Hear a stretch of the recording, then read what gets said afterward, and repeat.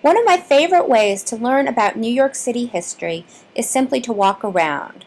The city has been critical to the development of America and the world, and luckily there have always been people interested in documenting its stories. It is almost impossible not to stumble upon a place where history was made if you keep your eyes open.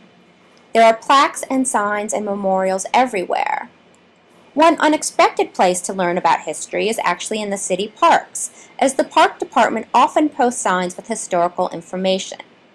Today I want to talk a little bit about Washington Square Park, located in Greenwich Village between West 4th and West 7th Street in Manhattan.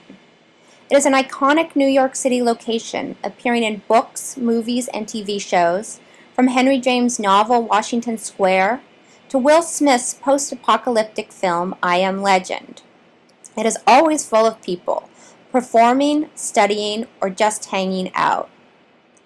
The green sign on West 4th Street is a goldmine of information about the history of the park, and it inspired me to do a little more research.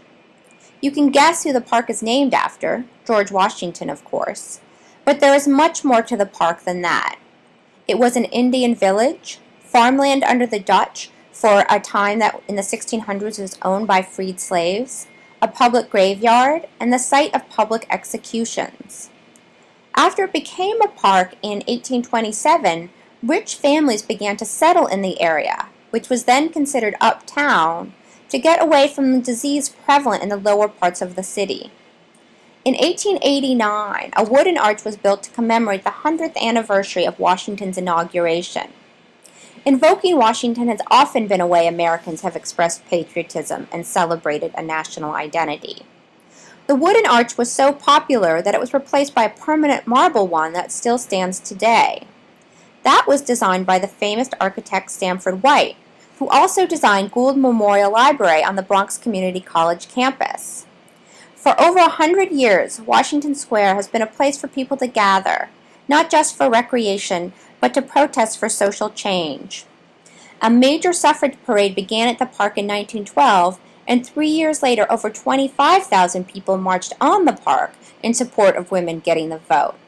In the 1960s, it was often the site of anti-war protests. And recently, Barack Obama held an enormous rally there during the 2008 primaries, attracting at least 15,000 people. Washington Square is just one example of the rich history we pass by in our day-to-day lives. The park historic signs are available online as well as in the parks. The website is www.nycgovparks.org.